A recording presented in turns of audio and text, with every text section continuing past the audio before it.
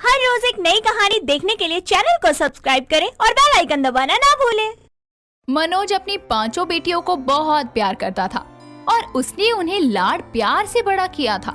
वो अपनी पांचों बेटियों को एक काम तक नहीं करने देता। ऐसे ही एक दिन मनोज अपनी पांचों बेटियों के लिए खाना बनाकर ज्योति, अलका, सोनी, नीलम और अदिति को आवाज लगाकर बुलाता है और उनसे कहता है, अरे मेरी प्यारी बेटियों, मैंने आज घर में तुम पांचों का मनपसंद खाना बनाया है। आज बताओ मेरी प्यारी बेटियों ने क्या क्या किया। आज तो बहुत मजे किए और पता है मैं आज जब पार्लर में गई थी ना तो वहाँ एक लड़की का भाई आया था।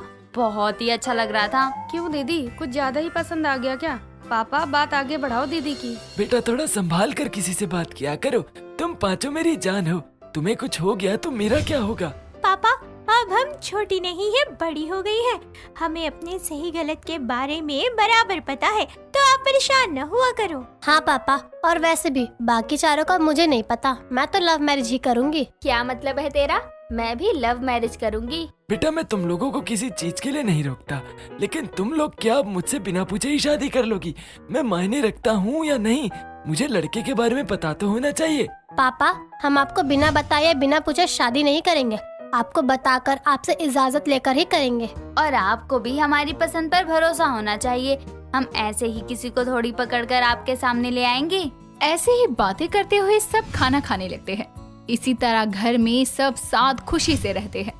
कुछ दिनों बाद मनोज अपने ऑफिस से घर आ ही रहा था कि तभी रास्ते में वो अपनी सबसे छोटी बेटी अदिति को एक लड़के के साथ देखता है और ये देखकर मनोज खुद से कहता है, ये कौन लड़का है और अदिति इसके साथ क्या कर रही है?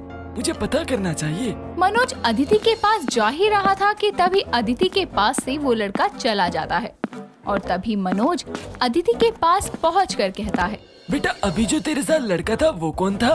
पापा, वो मेरा बॉयफ्रेंड रोहित था।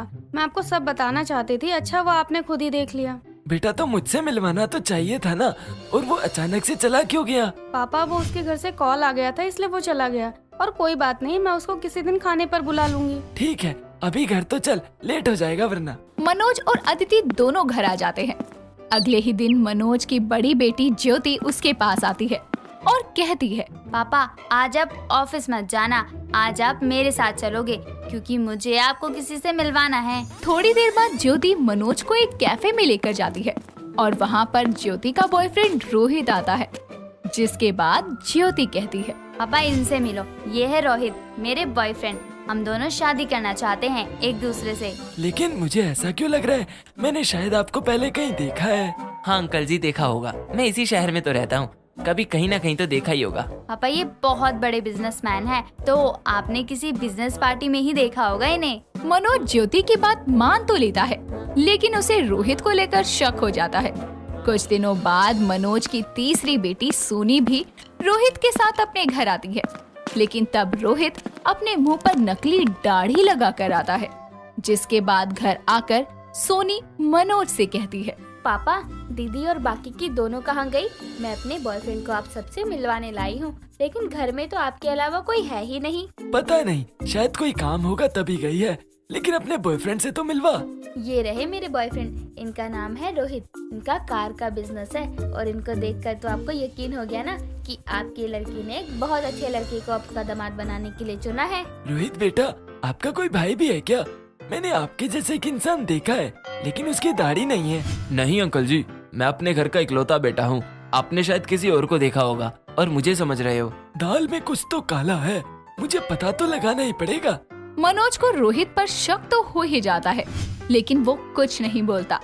थोड़ी देर में रोहित चला जाता है और सोनी अपने कमरे में निकल लेती है। तभी घर में मनोज की चौथी बेटी नीलम फोन पर बातें करती हुई आती है और मनोज को देखकर कॉल कट कर देती है। तभी मनोज कहता है, तू किससे बात कर रही है? कहीं तेरा भी कोई बॉयफ्रेंड तो नहीं है ना? 3 के तो बॉयफ्रेंड है, तू भी बता दे अगर तेरा है तो। आपको कैसे पता चला कि मेरा बॉयफ्रेंड है? अच्छा पता चली गया तो रुको मैं दिखाती हूँ। ये देखो इसकी फोटो, अच्छा है ना? इसका नाम रोहित है, बहुत अच्छा लड़का है ये। इसका भी नाम रोहित है? आखिर इतना बड़ा इत्तेफाक तो नहीं हो सकता। अब जल्दी ही सच्चाई का पता लगाना पड़ेगा। हो ना हो, ये एक ही इंसान है।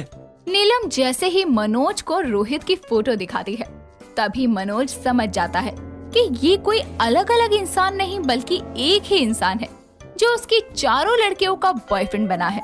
अगले दिन मनोज अपनी दूसरी बेटी अलका के ऑफिस जाता है और उसे सारा सच बताने की कोशिश करता है कि उससे पहले ही वहाँ अलका ही मनोज को अपने बॉयफ्रेंड रोहित से मिलवाती है और किसी काम से चली जाती है।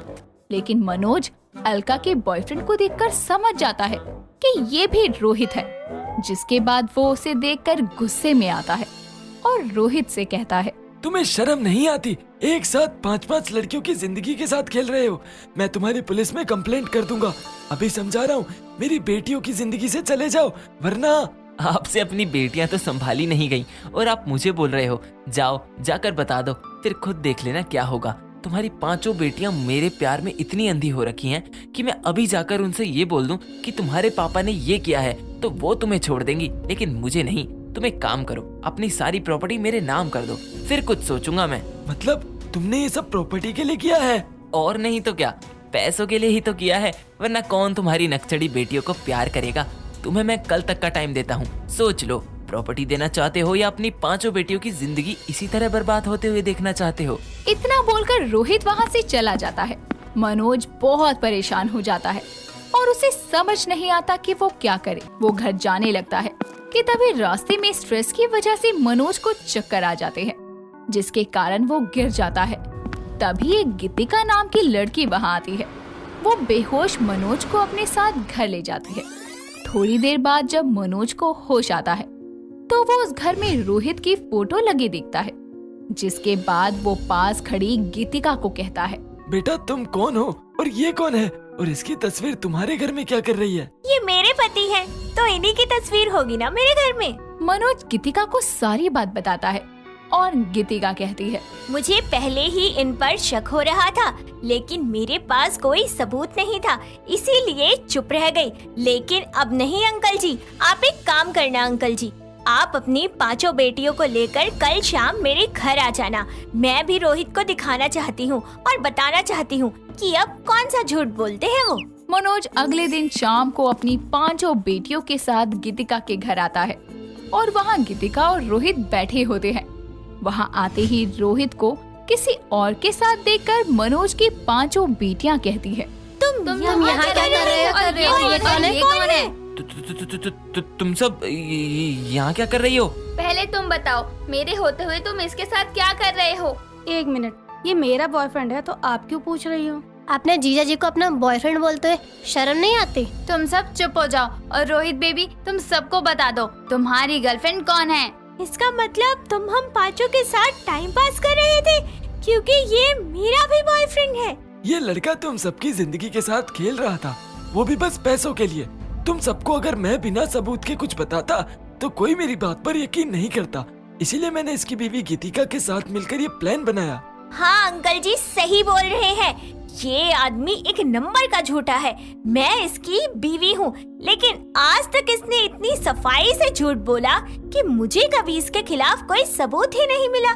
तुम लोगों को भी कोई बात समझाने का फायदा नहीं है।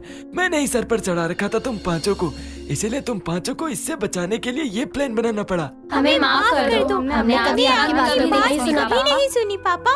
हाँ, हमें समझ आ गया है कि आप जो भी सोचते हो हमारे भले के लिए ही सोचते हो। आगे से हम कभी भी आपके खिलाफ नहीं जाएंगे। हाँ पापा। इतना बोलकर सारे मिलकर रोहित की खूब पिटाई करते हैं और रोहित को पुलिस के हवाले कर देती हैं, जिसके बाद मनोज की सारी बेटियां उसकी सभी बातें मानती है और खुशी खुशी रहती हैं। दोस्तों, अगर आपको ये कहानी पसंद आई तो इसे लाइक करें, शेयर करें और कमेंट करके बताएं कि कहानी में आपको सबसे अच्छा क्या लगा।